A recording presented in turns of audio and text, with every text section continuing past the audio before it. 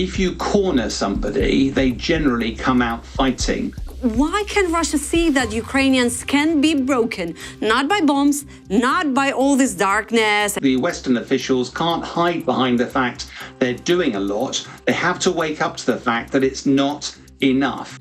Russia has intensified its attacks on Ukraine's power grid again, leaving cities in darkness as temperatures drop. At the same time, President Volodymyr Zelensky says Ukraine wants to borrow Patriot air defense systems from Europe. To discuss this and the broader situation on the front line, I'm joined now by retired Royal Air Force pilot and military analyst Sean Bell. Sean, it's a pleasure to have you here in our studio online. It's a pleasure to join you. Thank you for having me. Sean, in Ukraine, we're facing really rough blackouts again, and Russians are striking our power plants with growing precision. Talks about negotiations have gone quiet so far, and meanwhile, President Zelensky says Ukraine wants to, borrow Patriot air defense systems from Europe. I understand such precedents have existed before between other countries, but for Ukraine, is that technically and politically possible, or it's not something special, and who could potentially provide these systems to Ukraine? Yeah, good afternoon. There's a lot of questions in there. I think let's look at the Patriot systems to start with. They are a very, very capable air defense system, but they're also very expensive, and they are specially made to focus on cruise missiles and ballistic missiles. And therefore, they've proved invaluable in helping defend Ukraine. But a lot of the attacks at the moment on the energy infrastructure are also being done by those Shahed drones. And those drones, the Patriot missile system is not the right system to shoot those down at all. So with Russia looking to try to launch 1,000 of these drones each day at times, trying to overwhelm the Ukrainian air defense system, that is a real challenge for Ukraine. I think the other part is that whilst I was out in Ukraine only a month ago, and I recognise the attacks on the energy infrastructure, particularly at this time of year, are very difficult for Ukrainians, but I suspect that Russia is not just trying to make life miserable for Ukrainians. I suspect they're also trying to target the energy to stop your industrial base, because it's becoming increasingly effective at producing not just short-range drones, but also long-range drones, which have been punishing the Russian energy sector as well. Okay. Well, I don't know why this conversation still exists. And okay, but if so, if the countries will lend such systems to Ukraine, will they keep some political control over them, right? And what do they actually, gain from that if they will borrow these systems to us? Well, yes, I think the conversation about weapons, if I was to be honest, is more about offensive weapons rather than the defensive weapons. I understand fully why Ukrainian people want to be protected, but ultimately this is about winning the war, not about protecting Kyiv or its civilian population.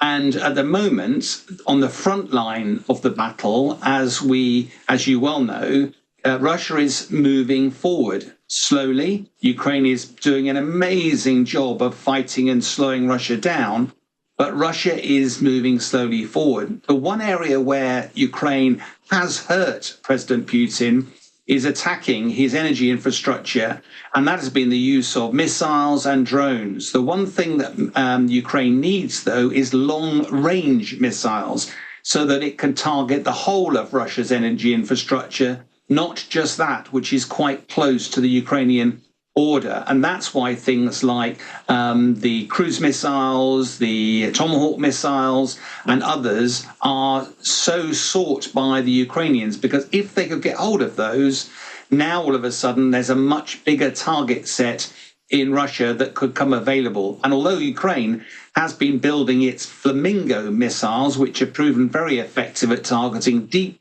inside Russia, it is those Western missiles that I think Ukraine desperately needs if it's to press home its advantage against Russia. Okay. And Sean, all these new strikes on our energy grid, is it more about psychological terror? How do you assess that? Or because Ukraine's air defense system is getting overstretched? Yeah, there's lots of reasons behind it. I think every year that I've been involved commentating and visiting Ukraine, in the winter, Russia steps up its attack on energy because, unlike in my country, it gets very cold with you in the winter, and therefore you need the heating systems available. By taking out the energy, it makes life miserable. But if you look back in history, wars are not won generally by imposing on the population. In my country, during the Battle of Britain or the Siege of London, there were some dreadful acts committed against civilians, but that simply hardened their resolve. And therefore, I think it's, in a way, it's a bit of a waste of missiles for Russia to target energy infrastructure if it was purely to make life miserable for Ukrainians. I think it's much more likely that Russia has started to wake up, that Ukraine is now building a lot of its own weapons. President Zelensky famously said he wanted to generate 1 million drones from Ukraine's own industrial base. Most of that needs energy. Energy can be vulnerable, and that's probably why Russia is focusing its efforts against the energy infrastructure in Ukraine. Oh, yeah. I think Putin is now more mad than ever.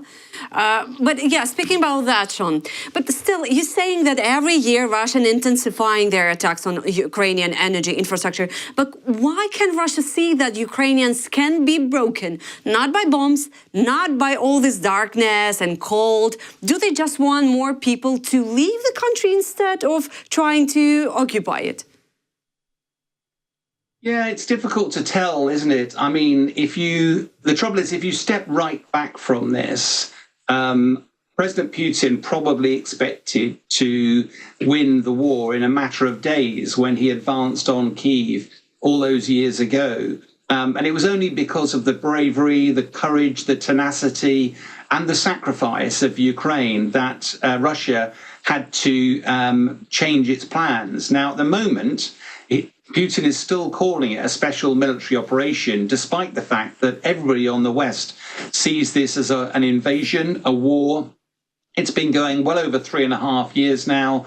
Last time I came to Kyiv and walked in Maidan Square, you see the flags fluttering, a flag for lives lost. And it's incredibly moving as a military guy. Putin has struggled. He is making tactical victories on the ground, but the cost for his people, over 1 million casualties, the cost to the economy, a huge amount of the economy is now focused on the war footing, and of course that is having profound impacts on his own standing and Russia's standing in the world. So it's been a very difficult summer. We expected Ukraine might have lost even more territory. But again, Ukraine stands firm, and the West's challenge is what more we can do to help. Yes, Sean, but I was actually reading from some military observers that Russia has slowed its pressure near Pokrovsk, but many of them also saying, observers, that they have concentrated most of their forces there, at least now. Do you think Russia could ever pull back, or is this their main goal at the moment? Yeah, it's very difficult to work out what President Putin's objectives are. But if I was to look at it from a simple perspective, they always said that this special military operation was about the Donbass. It was about Luhansk, Donetsk, it was about Zaporizhia and Kherson, as well as Crimea. The key towns are towns like Pokrovsk, and then there are the 3 main towns just to the northwest of there. It seems like that is what the focus for Russia is. The trouble is, taking towns is incredibly costly and it takes a lot of time. It's taken well over a year for Russia to make advances into Pokrovsk. I don't know what the situation is on the ground, but it's evident that Russia is still making progress. If it does make progress in that particular area, it's going to make life very difficult in Myronrad, I think it is, just to the northeast. And then, of course, there's the Kostiantynivka and the other towns to the north. But many Western observers believe that it will take years for President Putin to take those. And I think the appetite of the West to try to step up support for Ukraine will need to actually think long and hard to stop this becoming another 3 years of war. Yes, but how could the situation in Pokrovsk, change the overall course of the war and possibly all this negotiation process? Well, if you're looking at tactically, Pokrovsk is on a rail hub and it's on a road hub, so it makes life more difficult for for some of the other settlements around it. And therefore, if I was an army commander, it's a very key target. But the challenge is it's a tactical gain. It's not breaking through, which is what Russia would have expected to do. Let's face it, Russia is a much bigger country. It has far more resources available. It's got its country on a war footing. It's got many more people to commit to the fight, and yet still it is only making very, very slow progress. But the fact is, it is making progress. And I think what's happening in the West at the moment is this stark realization that despite the fact there's a lot of support gone to Ukraine, whether it's weapons, whether it's tanks, whether it's fighter jets, whether it's money, but it's not enough. And despite all that support, Ukraine is still slowly losing. And the challenge, I think, for the West is there are other things that the West could do, not least of which longer range missiles, also establishing no-fly zones, and also putting pressure on both economically, but also militarily on to President Putin. All of those things would increase the pressure on Putin. It might not stop the war, but my goodness, would it make life a lot more difficult for Putin to continue it.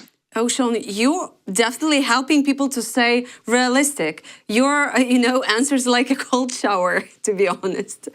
Okay, but I was reading a few weeks ago that several military analysts suggested that Putin was losing control over the war and might look for a temporary truce.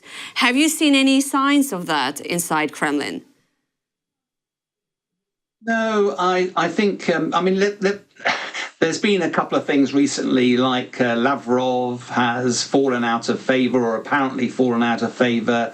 One of the signs from the West, and as a student of military history, a lot of dictators, their power base isn't the people, it's the oligarchs around them, it's the people who have the money, who used to be able to enjoy the fruits of their wealth in Europe, now cannot do so, and eventually their patience runs out.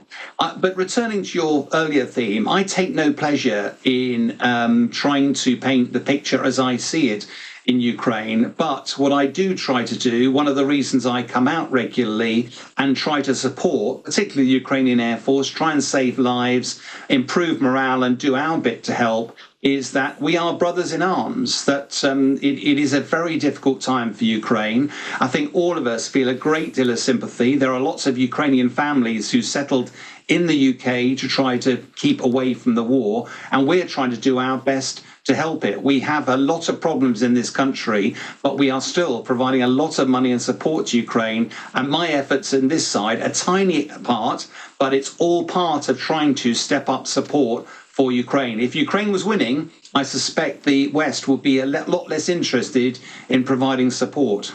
Okay, how would you describe the moment when you would realize that Ukraine is winning? What will be, or what could be, the turning point? For me, the best opportunity at the moment is if Tomahawk missiles were able to be provided to Ukraine, if Russia's energy infrastructure, not just that near the Ukrainian border, but deep inside Russia was targeted, that would have a huge impact on Russia's ability to fund the war. It would also provide fuel shortages for Russians. That would make life more difficult for them as well. And I think then you might see an effort for President Putin to start to sue for some form of peace. I think there will remain lots of challenges, though, not least of which President Putin probably will want to pause for a few years and then come again. And therefore, how does Ukraine secure long-term security guarantees from the West? Is that NATO? That doesn't look likely with the current American administration, but are there other ways in which the West could guarantee security? And I don't mean just a signature on a bit of paper, because obviously back in 1994, that didn't work, and therefore there'll need to be something rather more substantial than the Budapest Memo of 1994. Yeah, well, what about all those people, analysts and politicians, that were saying that Ukrainians were super naive when they were hoping that the United States will give us tomahawks? I saw that and I heard that many times. The danger is, once we start talking about President Trump, I find it very difficult to work out what his strategy is, whether in fact there is a strategy or whether it's simply a reaction. I think the West saw that President Putin was deliberately messing the American president around, but for some reason, the American president still is trying to find a peaceful way to end the war and seems to believe that President Putin is ready for that. I don't think there's anybody else in the Western world who is, but Tomahawk missiles would have been a major blow for Russia, and that's probably why President Putin spent 2.5 hours on the phone to President Trump trying to talk him out of providing those weapons. But the harsh reality, in answer to your own question, traditionally Western leaders have thought strategically. At the moment, it appears that the American president is thinking more tactically. So it's quite difficult to predict what he's going to do next. Yeah, and speaking about the American president, just last week he had a meeting with Viktor Orban. And it became clear that the Hungarian leader secured full exemption from sanctions on energy deliveries via the Turkish Stream and the Druzhba pipeline. Why does Washington keep showing this strange sympathy toward everything connected to Russia? And how does that affect Moscow's position globally? It is fascinating, isn't it? But I think one thing to, first of all, is never forget that no nation operates in anything other than its own national interest. And so part of diplomacy is recognizing that America doesn't own the rest of the world. It doesn't own all of Europe, and all of Europe is allowed to think independently. So despite what America does, it has to gain consensus. Viktor Orban and Hungary has a very specific set of circumstances, energy requirements, a very special relationship with President Putin, and therefore I suspect President Trump is having to be a little bit careful about that relationship. I think one of the things that's fascinating, when I last came out to Ukraine, one of the conversations I had where people were starting to become, critical is the wrong word, but angry that the West wasn't doing more to support, angry with America not doing more to support. I think we've always got to be really careful here because America is almost the other side of the world. It's the far side of the Atlantic. It doesn't feel the heat of the Russian invasion, and it has lots of its own problems. And therefore, for every pound you spend supporting Ukraine, you can't spend a pound supporting your own people. I think the fantastic thing that President Zelensky has managed to do over the last few years is, despite lots of our own national interest, the world, or certainly the Western world, has aligned behind Ukraine, has provided a huge amount of weaponry, a vast amount of money, and continues to support Ukraine despite domestic difficulties at home. Do I wish we could do more? Absolutely. Do I think there's more that will come? Yes, I do. But I do think that we must never forget that America particularly, but also Europe, has done a huge amount and continues to do a huge amount to try to support Ukraine. Okay, but in that case, Sean, do you mean that we're Ukrainians not thankful enough, or we just don't really know what the United States actually doing for us and Europe as well? No, the danger is I'm old and grey now. So things like saying that you're not doing enough or not thankful enough, that's not true at all. I think that Ukrainians are incredibly grateful, but every now and again it is worth reminding people that we won't get progress by criticising America. We'll get progress by trying to find a way of securing more support from them. And I think that's something, it's one of the reasons I try to do interviews, one of the reasons with Ukrainian television, one of the reasons I do support for the media. As an ex-military guy, I'm a talking head for the Ministry of Defence. I get briefed regularly from the UK. I'm not allowed to use that directly, but it gives you a great background.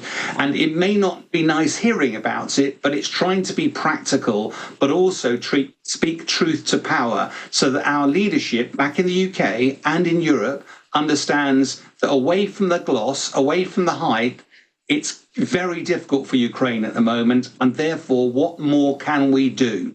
And the danger is the Western officials can't hide behind the fact they're doing a lot. They have to wake up to the fact that it's not enough. And if we continue to do what we're doing, Ukraine will continue to move backwards. And the danger is that will embolden President Putin. There are other things we can do. It does risk escalation. But in my humble opinion, we have to do that if we are to stop President Putin and also set an example to China, North Korea and Iran, who otherwise might be emboldened to also start conducting military operations away from their own shores. Yeah, you're right. Well, it's a really fine line in that issue. You know, Sean, just a year ago, we had some international conference in Kyiv, a very huge one. It was like a Yalta European strategy that are happening in Kyiv in Ukraine. So, and there was a delegation from Scandinavian countries, from Norway, from Denmark, and they were saying that, listen, to be honest, sometimes we don't know enough. What do you need? What weapon do you need? What financial support do you need? What else do you need? So maybe that's also the case, that probably we're not always, as a Ukraine, delivering the right message. And probably thanks to you, people like you, it's, happening faster. I think that's a really good point. And I don't think it's a criticism. I just think it's an observation. One of the things I would observe is that in my military, the Royal Air Force was formed as an independent service over 100 years ago. Why was it done like that? It was because in the West, we believed you'd get more effective use of air power if it was independent rather than being part of the army. Now, the Ukrainian military, as well as the Russian military, the Air Force isn't independent. It's just an airborne artillery arm of your army units. Now, therefore, when the West is trying to support Ukraine, they genuinely believe that the air power would be more effective if it was used the way that the West uses air power. That's why we split our Air Force out from its army units to try and make it more effective. Now, does that make it right? No, it doesn't. Ukraine has to fight the way it chooses to fight.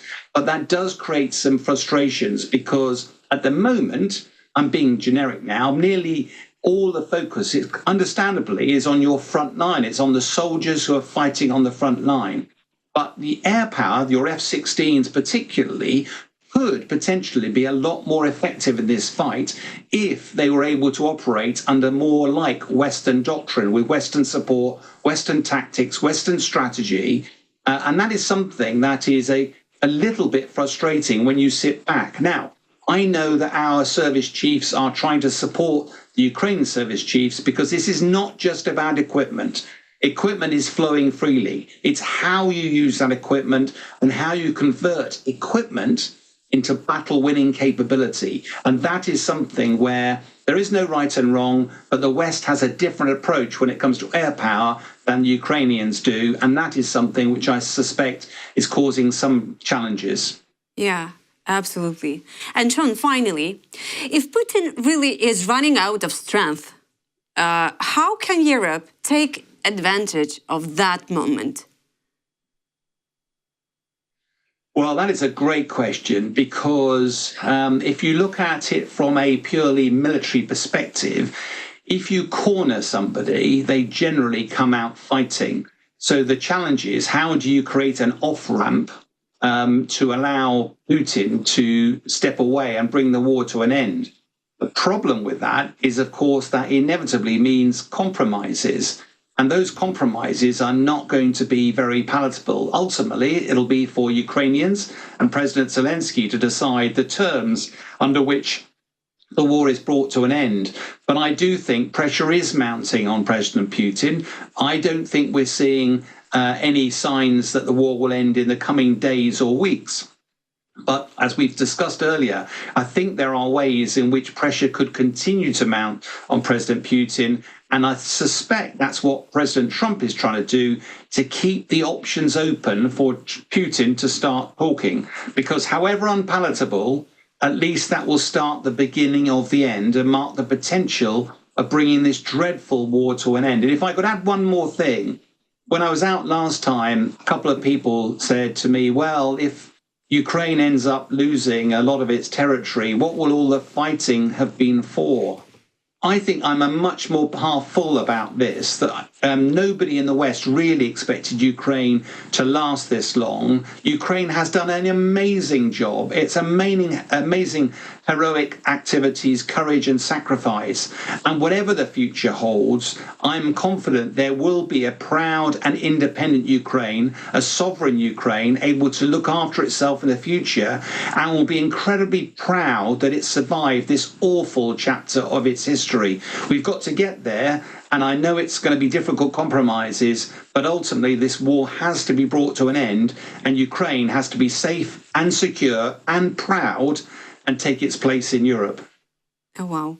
Sean, thank you so much for such a brilliant answers that are inspiring and realistic at the same time, and refreshing. And thank you for everything that you are doing to Ukraine. I'm humbled every time I come out. I'm humbled at what you guys and girls do, and anything we can do to help. I think you deserve better. And I brought back a bottle. I was given a bottle of schnapps by some of your armed forces, which traditionally they'd expect you to open at the time and share it. And I stood in front of them. I said, I'm not going to open this, but I will return to you when the war is over, and we will share a drink when the war is over. I stand by that pledge. Yeah, I bet it's going to be like this. Thank you. Thank you so much for your time. You're welcome.